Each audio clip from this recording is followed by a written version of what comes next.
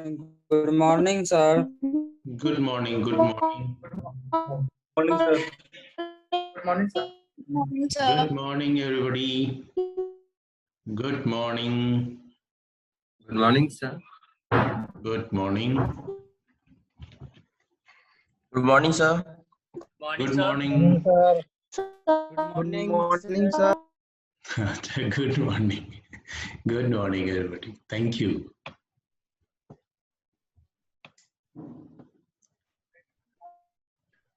Good morning, sir. Good morning, Lalu Kumar.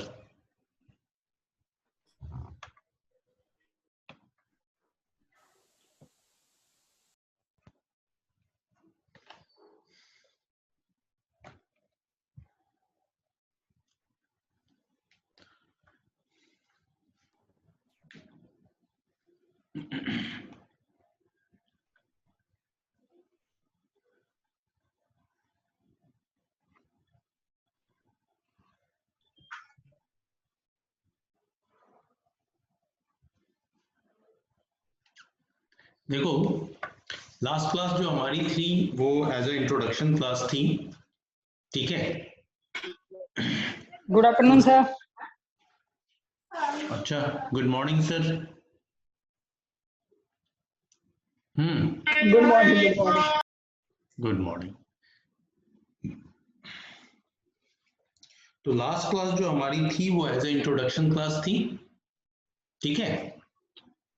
अब हमें step by step जो है वो समझना है लिनक्स को, कि लिनक्स एक ऑपरेटिंग सिस्टम है, लिनक्स विंडोज से डिफरेंट कैसे है, लिनक्स को हम कैसे यूज कर सकते हैं, लिनक्स पे फाइल डायरेक्टरीज कैसे क्रिएट हो सकते हैं,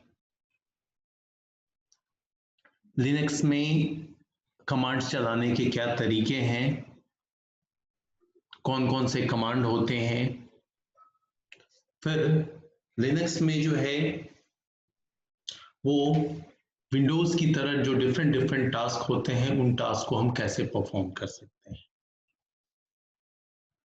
लेकिन इन सब से बड़ा क्वेश्चन होगा आप लोगों के लिए कि सर लिनक्स को हम अपने कंप्यूटर पे इंस्टॉल कैसे कर सकते हैं। क्या ये विंडोज की तरह नॉर्मली इंस्टॉल हो जाएगा या इसमें कुछ अलग दिमाग लगाना पड़ेगा। जैसा मैं आप लोगों का एक बार क्लास ले रहा था तो उस वक्त में हम लोग ओएस इंस्टॉलेशन भी सीखे थे कि किस तरीके से विंडोज ओएस को इंस्टॉल करते हैं। तो उधर विंडोज ओएस को जैसे आप लोगों ने इंस्टॉल करना सीखा, ठीक उसी तरीके से लिनक्स को भी सीखना है, लेकिन दोनों के इंस्टॉलेशन में थोड़ा फर्क है, कॉन्सेप्ट में फर्क है। तो सबसे पहले हमें बेसिकली ये समझना पड़ेगा कि ये जो फर्क है तो ये क्यों है और इसका मतलब क्या है। तभी तो जब आप इंस्टॉलेशन के लिए जाएंगे तो जब वहां पे आपके स्क्रीन पे डिफरेंट डिफरेंट चीजें आएंगी और उनको आप परफॉर्म करेंगे तो आपको ये भी मीनिंग समझ में आएगा कि ये टास्क हम कर क्यों रहे हैं और इसका रिजल्ट क्या है। ये करें तो क्यों करें, अगर नहीं करेंगे तो क्या इम्पैक्ट होगा, ये चीजें, यानी कि कॉन्सेप्ट शुड बी क्लियर। जैसे आप काफी यूज्ड टू हो विंडोज के बारे में, वहां पे आप जो भी करते हो ऑलमोस्ट समझते हो कि ये क्यों कर रहे हैं, ठीक उसी तरीके से आपको लिनक्स में भी समझना पड़ेगा कि हम ये क्यों कर रहे हैं। ठीक है, सबसे पहले हम आज बात करेंगे लिनक्स के कुछ की फीचर्स की। ऐसे ऐसे बहुत सारी चीजें हैं, मैंने कुछ को बस बोला आपके सामने। जैसे जैसे स्टेप बाय स्टेप क्लास आपके आगे बढ़ेंगी तो आपको चीजें समझ में आती चली जाएंगी, राइट?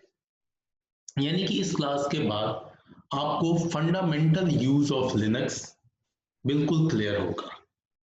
रही बात जैसे विंडोज में भी जितना आप यूज करते हैं दैट इज फंडामेंटल, ठीक है, वो डे बाय डे यूज के लिए। लेकिन विंडोज में भी बहुत सारी चीजें हैं जो एज पर नीड हम टाइम टू टाइम सीखते हैं। ठीक उसी तरीके से लिनक्स में भी अभी हम फंडामेंटल चीजों को सीखेंगे एंड फिर अगर आपको लगता है तो फिर उसके आगे भी अच्छी चीजें सीख सकते हैं इसमें, ये काम कैसे होगा, वो काम कैसे होगा, etcetera. Now my voice is clear to everyone? Yes, sir. Yes, Yes, sir. sir. Yes, sir. Okay, good. तो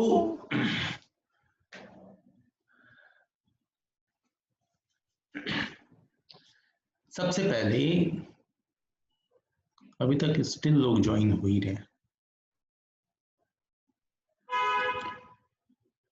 सबसे पहले मैं थोड़ा सा स्क्रीन शेयर करूं।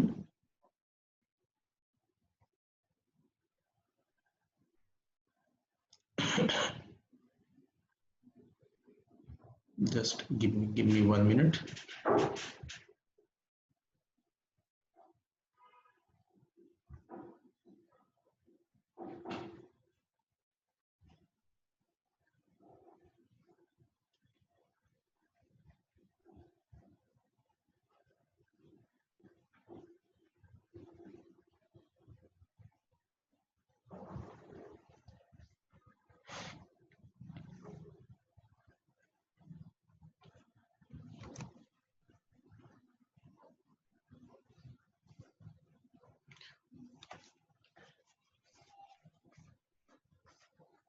थोड़ा सा 1 मिनट वेट कीजिए, थोड़ा सा टाइम लग रहा है। एक फाइल ओपन कर रहा हूं।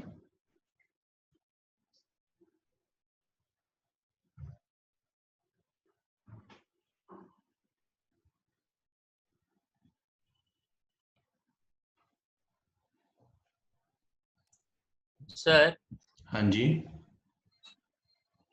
sir, is kernel and OS two different things, or kernel is the component of OS, sir? kernel is the main component of the OS, basic platform of the OS.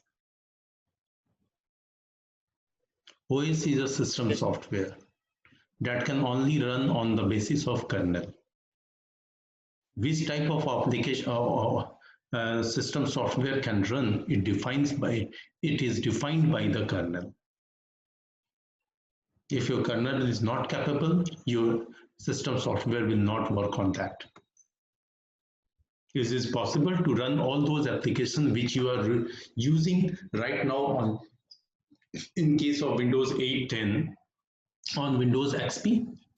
No, because No, sir. Windows XP kernel does not support these kinds of applications. Okay, sir. Right? Yes, sir.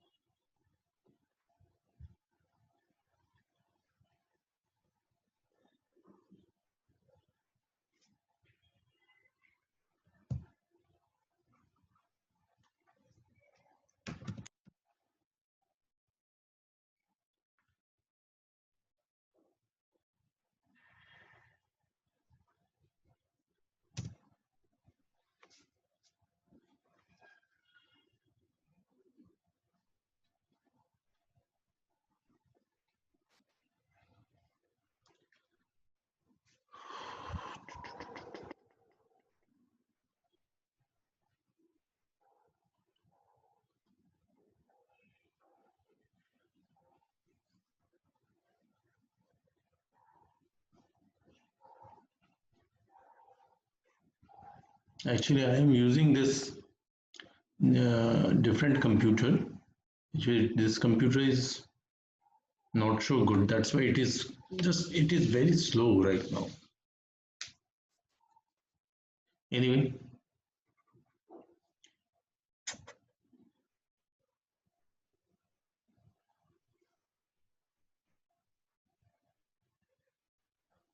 Sir yes. Sir मतलब एक जो मतलब बताए थे पहले जो virtual box पे मतलब जैसे विंडोज 10 है तो वर्चुअल बॉक्स में भी रख के मतलब 8 है मेरे में तो 10 रख के यूज कर लेते थे।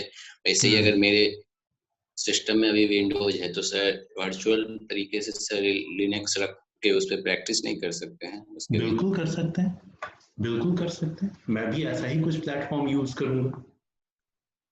यस सर, वही करना मतलब प्रैक्टिस के लिए सर। लिनक्स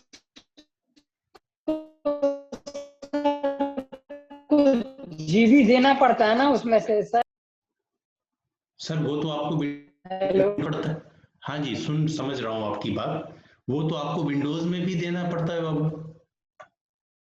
विंडोज में देना नहीं सर, हम विंडोज अगर हम लिनक्स डाउनलोड करते अपने विंडोज पे, हम पूरा अपने सिस्टम को लिनक्स नहीं बनाना चाहते, हम हाफ विंडोज यूज कर सकते हैं और हाफ उसको वर्चुअल बॉक्स डाउनलोड करके उस पर तो हम यूज कर सकते हैं। हाँ, यही बात तो तब से हम लोग कर रहे हैं कि बिल्कुल कर सकते हैं।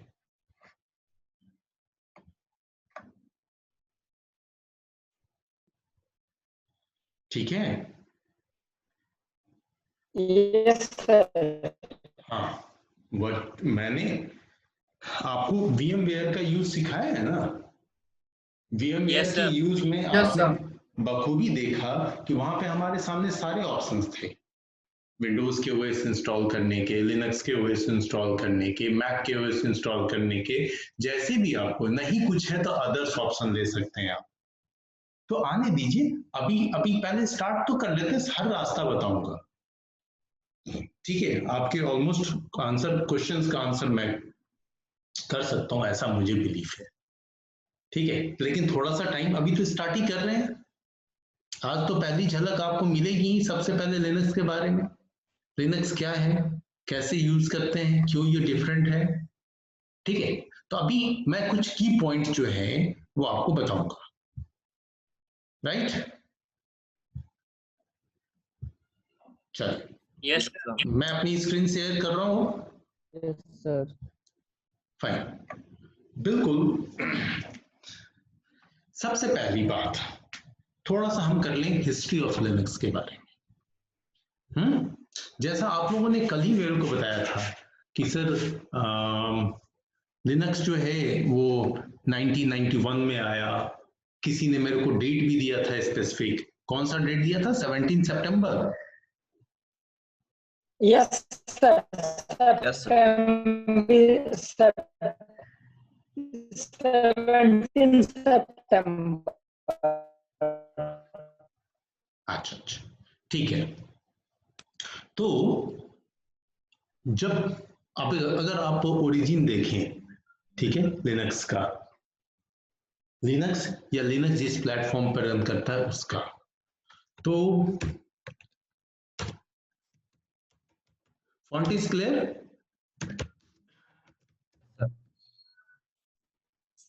Font is clear sir? Yes, sir. Clear है, sir. Yes, sir. Yes, sir. Okay.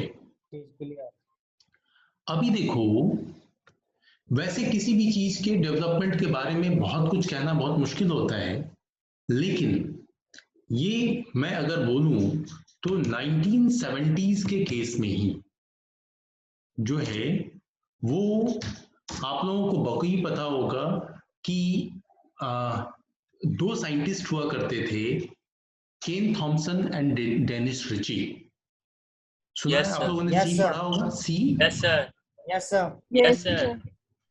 तो इन दोनों ने मिल करके एक ऑपरेटिंग सिस्टम के बारे में सोचा था। हकीकत में ऑपरेटिंग सिस्टम नहीं, इन्होंने सोचा था कर्नेल के बारे में, कि क्या कोई एक ऐसा बेसिक प्रोग्राम बनाया जा सकता है जिसको हम किसी मशीन पे रन करा सकें और वो हमारे इंस्ट्रक्शंस को समझ सके, हम जो इंस्ट्रक्शंस थे। इस चक्कर, यस,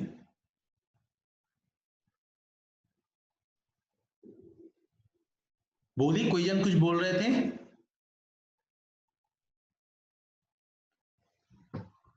खैर, एनीवे,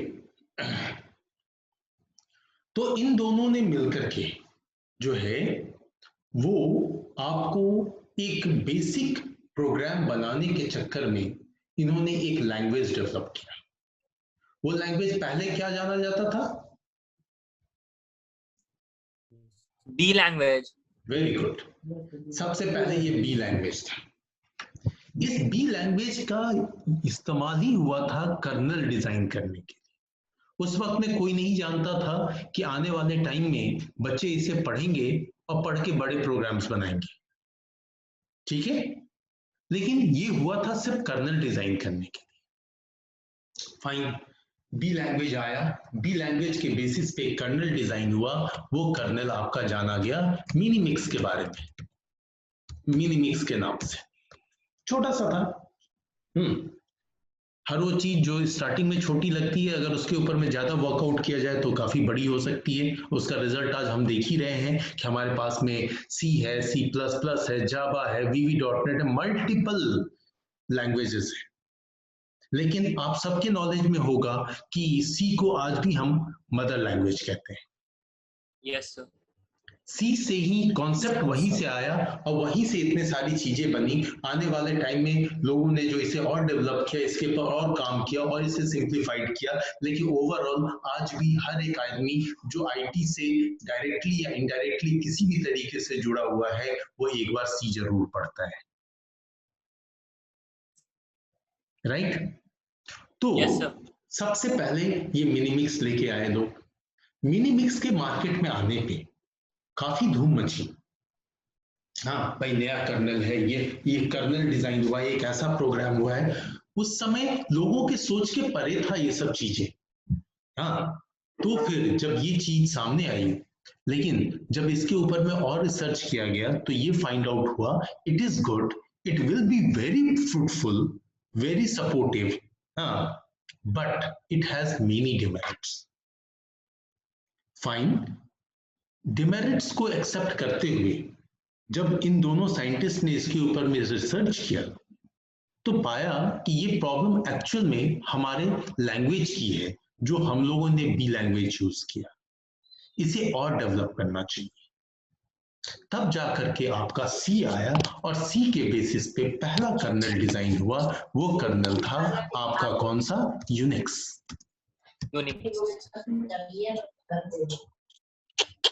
यूनिक्स उस वक्त से लेकर के, प्लीज बाबू, अगर किन्हीं के पास में बच्चा आ गया है उसे हटा लें।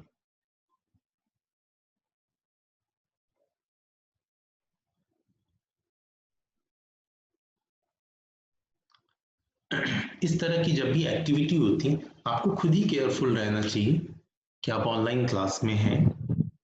आप अपने ऑनलाइन क्लास का इम्पोर्टेंस, वेट, अपने ऑनलाइन क्लास का इम्पोर्टेंस जब अपने फैमिली मेंबर्स के सामने शो करेंगे तो वो ऑटोमेटिकली आपको डिस्टर्ब नहीं करेंगे।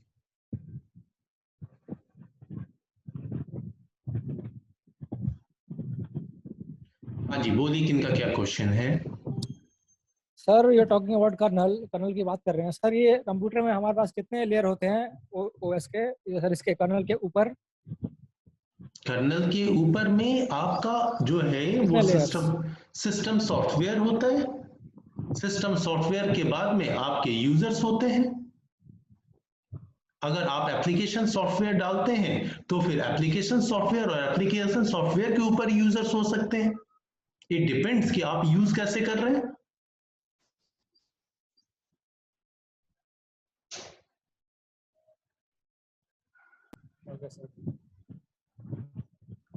Hello sir.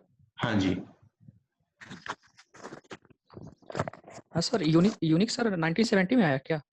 हाँ, उससे पहले ही से ओरिजिन था, लेकिन फाइनली ये यूनिक्स 1970s में ही आया। सर तो यूनिक्स को तो सर सी लैंग्वेज में बनाया गया था ना?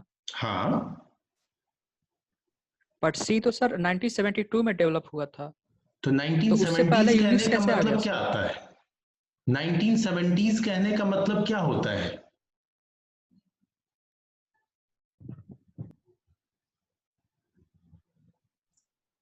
Hello, yes sir. 1970s कहने का मतलब क्या होता है बाबू? The year between 1970 and 1980. Right.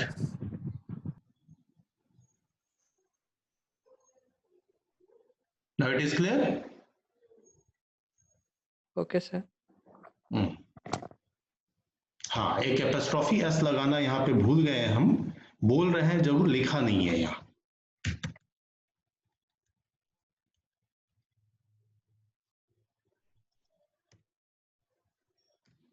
Now it's clear?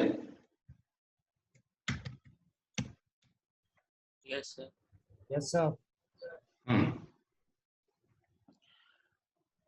अभी जब यूनिक्स आया, यूनिक्स में बहुत सारे चेंजेस आए, डे बाय डे ये काफी पॉपुलर हुआ, ठीक है, और स्टिल अभी भी इंडस्ट्री में यूनिक्स जम के यूज हो रहा है। लेकिन इसी बीच अगर हम 1990s में आ जाए,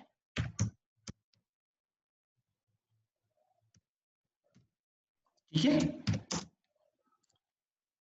इस 1990s में एक बंदा था जिसकी उम्र महज कहा जाता है कि 21 साल की उम्र थी उसकी, 21 years old। उस बंदे का नाम लाइनस टॉरवाल्ड्स, जो आप लोगों ने लास्ट क्लास में भी मुझे बताया। लाइनस टॉरवाल्ड ने यूनिक्स के कर्नल को बखूबी समझा और फाइनली ही हैज डिसाइडेड कि मुझे इससे बेटर कर्नल डिफाइन करना है, डिजाइन करना है। तो फाइनली इसी 1990s में, हिस्ट्री के अकॉर्डिंग जाएंगे तो 1991 में इंट्रोडक्शन था और फाइनली 1993 में जो है वो इसकी लॉन्चिंग थी। तो एक नया कर्नल लेके आए लाइनस टॉरवाल्ड्स और इस नए कर्नल का नाम उन्होंने दिया लाइनक्स। लाइनक्स जिसे हम लोग बोलचाल की भाषा में लिनक्स बोलते हैं। It's real pronunciation is Linux. अब ये 1993 में लाइनक्स लॉन्च हुआ, लेकिन बहुत सारे क्रिटिसाइज भी हुए और फाइनली वो जब क्रिटिसाइज हुए यानी कि बहुत सारे डिमेरिट्स निकली, तो डिमेरिट्स के बाद डे बाय डे इसमें चेंजेस, टाइम टू टाइम इसमें चेंजेस आए और फाइनली आपको जैसा मैंने बताया था कि वर्ल्ड के 95% सर्वर्स जो हैं, 95%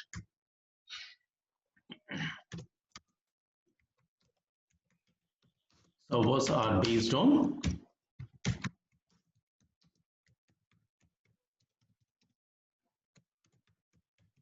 Linux है।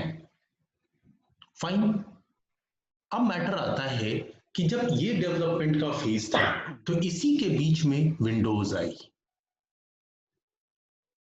विंडोज जस्ट एक छोटी सी ऑपरेटिंग सिस्टम थी जो महज कमांड के साथ आई थी। पहले ग्राफिकल का उतना जिक्र नहीं था, लेकिन विंडोज ग्राफिकल फील्ड में काफी आगे निकल गई। आज के डेट में लिनक्स भी फुल्ली ग्राफिकल है एंड कमांड बेस्ड। ये बात मैं ऑलरेडी पिछले क्लास में भी डिस्कस कर चुका हूं एज ए इंट्रोडक्शन। लेकिन अब यहाँ पे हमें पॉइंट डिस्कस करने हैं कि आखिर लिनक्स में ऐसा क्या है। कुछ तो ऐसे पॉइंट्स होंगे कि ये डिफरेंट है, तो आते हैं उन पॉइंट्स पे।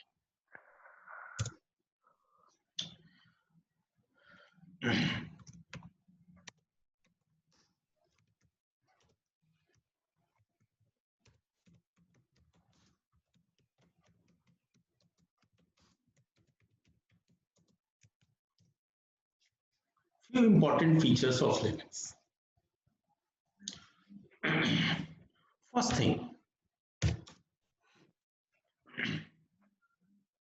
Linux में एक चीज का बखूबी ध्यान रखना होता है कि ये केस सेंसिटिव होता है। केस सेंसिटिव समझते हैं? Yes, sir. Yes, sir. Yes, sir. Yes, sir. ठीक है? No, sir. No sir, case sensitive. अच्छा एक बात बताइए, जस्ट इसको मैं समझाने की कोशिश कर रहा हूं। अगर आप विंडोज के अंदर में एक फाइल बनाते हैं हैट, फाइन, एक दूसरी फाइल अगर बनाते हैं HAT हैट, एक तीसरी फाइल बनाते हैं HAT हैट, तो क्या ये तीनों बनेंगे? Yes, sir. No. सर एक बच्चे ने कहा यस सर। कभी नहीं बनेगा। सर ये तीनों फाइल नहीं बनेगी क्योंकि हमेशा आपको मैसेज आएगा कि file already exist, would you like to replace it ये विथ वो इट। गेटिंग? सर ये हैट वन क्योंकि- हैट टू नहीं बन जाएगा सर ये फाइल? हैं? सर अगर एक फाइल हैट है तो सर दूसरा फाइल हैट वन या हैट टू में मतलब नेम डिस्प्ले नहीं हो जाएगा फाइल सेव? एक बात बताओ, अभिषेक हो तुम? Yes sir. अच्छा अच्छा।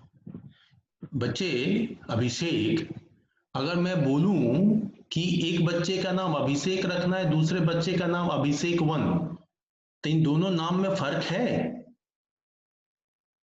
नहीं सर, जैसे हम जनरली देखते हैं ऐसे अगर सेम फोल्डर अगर सेम जैसे डालो तो आप फोल्डर का ब्रैकेट में नाम 1 या बदल देते हैं। 2 आता है। सुनो बच्चा, आप फोल्डर का नाम बदल दिए ना, आपने 1 ऐड कर दिया तो वो अलग हो गया, 2 ऐड कर दिया वो अलग हो गया। सर ऐसे ऐसे हो जाता है हैं? सर 1 2 कर देंगे फिर नाम चेंज हो गया फिर सेव हो सकता है। नाम चेंज करने की तो बात आ ही नहीं रही है, यहां पे मेरे को ऐसे ही बनाना है फाइल। मेरा जो क्वेश्चन है वो ये बताइए कि यह क्या तीनों फाइल विंडोज में बन सकती है?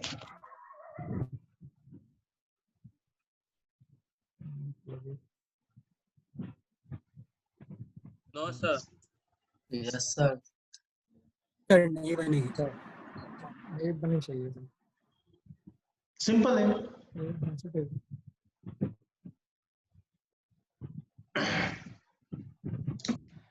ये नहीं बनेगी सर, कतई नहीं बनेगी। अब इसमें कोई मॉडिफिकेशन कर दे, अब इसमें कोई मॉडिफिकेशन कर दे, जैसा अभिषेक ने भी थोड़ा सा दिमाग लगाया कि सर इसमें 1 2 3 ऐड कर देते हैं या समथिंग कर देते हैं, चलो अच्छी चीज है। ये एटलीस्ट ये दिमाग लगाना कम से कम ये शो करता है कि बच्चा इंटरेस्टेड है क्लास में, ठीक है। लेकिन जो बच्चा कह रहा है नो सर, यस सर बनेगी, बच्चे ये कतई नहीं बनेगी। लेकिन अगर यही चीज सेम टू सेम हम बात करें लिनक्स में, तो जैसा मैंने लिखा है स्क्रीन पे हूबहू वैसा ही लिख करके आप फाइल बना सकते हैं, डायरेक्टरी बना सकते हैं। अब यहां पे ये फर्क क्यों आता है? क्योंकि लिनक्स के लिए हर वर्ड का एक एक कैरेक्टर और उस कैरेक्टर का केस यानी कि अपर एंड लोअर मैटर करता है। विंडोज में ये मैटर नहीं करता है। विंडोज अपर और लोअर केस को एक ही मानता है, इसीलिए विंडोज को हमेशा ये फील होता है कि ये सारी फाइलें तो एक ही हैं, नाम तो सबके एक ही है, सब में हैट ही है। लेकिन लिनक्स के लिए देखिए, एक एक लेटर का भी फर्क हो गया तो वो इन्हें 3 अलग फाइल मानता है। तो अगर हर लेटर के केस पे कोई ऑपरेटिंग सिस्टम ध्यान दे रहा है, इसका मतलब वो केस सेंसिटिव है, ठीक है। तो विंडोज केस सेंसिटिव नहीं होता, लिनक्स केस सेंसिटिव होता है। इसलिए हमें हर एक कमांड चलाने के पहले लिनक्स में ध्यान देना होता है कि कहीं हम अपर लोअर केस का फर्क तो नहीं कर रहे। अगर ये फर्क आप करेंगे तो आपका कमांड में एरर आएगा, या आपने ही जो फाइल बनाई उसी फाइल को आप खुद ही सर्च नहीं कर पाएंगे। क्लियर है? Yes sir. Yes sir.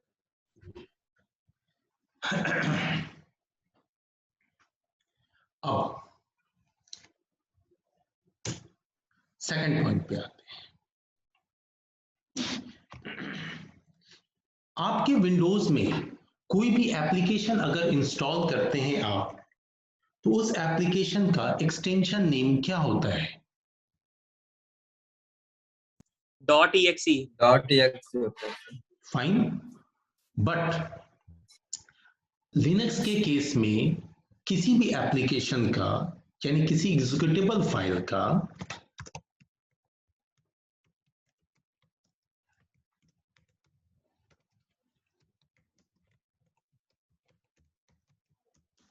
Extension होता है .rpm, .rpm, ठीक है। एंड आरपीएम का मतलब क्या होता है? रोटेशन पर मिनट। यस, ये हार्डवेयर के अकॉर्डिंग आपके पास में ठीक नॉलेज है, क्योंकि आरपीएम में ही मेजर होता है हार्ड डिस्क का स्पीड, यस सर। जो प्लेटर वाले हार्ड डिस्क होते हैं। लेकिन यहां पे है आरपीएम का मतलब रेड हैट पैकेज मैनेजर, ठीक है। Yes sir. सर तो डिफरेंट आप पैकेज जब मैनेजर का तो डिफरेंट होता है ना हैं, सर, जो अलग अलग पैकेज मैनेजर्स हैं, हाँ तो बताएं जैसे किसी डेबियन का पैकेज। जो पैकेज मैनेजर होगा उसका तो डिब है, डीईबी। सर ये तो मैं लिनक्स की बात कर रहा हूँ। हाँ सर, डेबियन भी तो लिनक्स ही है ना। सब लिनक्स ही है, उसमें तो सब सर लिनक्स है या लिनक्स भी नहीं है, सारे के सारे यूनिक्स ही हैं, है कि नहीं। ओरिजिन तो सबका यूनिक्स ही है, उसी को डेवलप कर करके लोग अलग अलग लेके आए।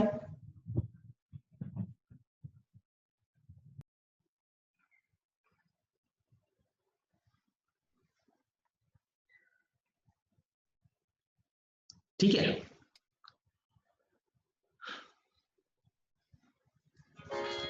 अब यहां पे आपका आरपीएम जाएगा। अब आपको ध्यान रखना है कि अगर लिनक्स पे आपको कुछ भी इंस्टॉल करना, किसी तरह की चीज इस तरह की डालनी है जो एज ए एप्लीकेशन आप कहीं से डाउनलोड करते हैं या कहीं से आपको मिलता है, तो आपको देखना होगा कि उसमें आरपीएम फाइल कौन सी है, .arpm एक्सटेंशन के साथ, ठीक है।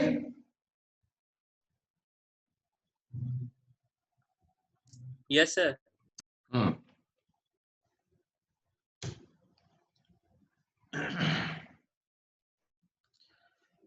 अब नेक्स्ट आता है कि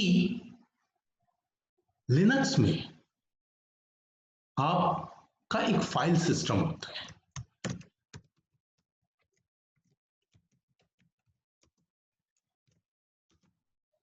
वैसे विंडोज में कौन से फाइल सिस्टम होते हैं, ये मेरा पढ़ाया हुआ टर्म है, NTFS. NTFS sir. Yes sir. NTFS होते हैं। इसके अलावा भी कोई फैट सर। फाइल। फैट होते हैं। फैट के अलावे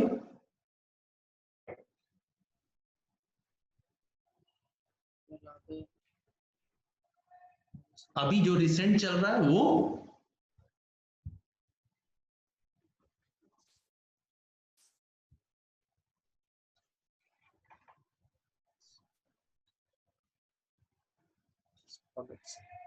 ओके, ख्याल नहीं है ना। यस। REFS, REFS ऐसे था ना वो, REFS, अभी ख्याल आया। Yes sir. हाँ, ये फाइल सिस्टम है। वैसे फाइल सिस्टम होता क्या है? मेमोरी को फॉर्मेट करते हैं, उसको डायनामिक मेमोरी को फॉर्मेट करते हैं, उसको डायनामिक नहीं, सिंपल मेरे को लाइन समझाइए, फाइल सिस्टम क्या होती है?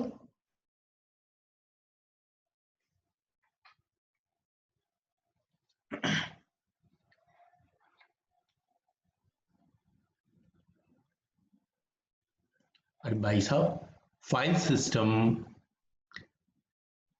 एक जो है फाइल फॉर्मेट है, जो आपके किसी भी मेमोरी को, जहां पे ये फाइल सिस्टम एप्लीकेबल होती है, जब आप फॉर्मेट करते हैं तो फॉर्मेट करने के बाद जो उसमें ट्रैक्स एंड सेक्टर्स होते हैं, या कह लो सीधे सीधे मेमोरी अलोकेशन होता है, उसको एक टेबल के अंदर में डाल करके उसकी इंडेक्सिंग की जाती है। यानी कि उस इंडेक्सिंग टेबल को क्रिएट करने के लिए जो टेक्निक यूज होती है, that technique is known as file system. और उसी टेबल के बेसिस पे आपके ड्राइव या आपका जो भी इक्विपमेंट है उसकी साइज डिफाइन होती है कि उसकी कितनी स्टोरेज कैपेसिटी है। जैसे सिंपली आऊं तो फैट कितना स्टोरेज सपोर्ट कर सकता है मैक्सिमम?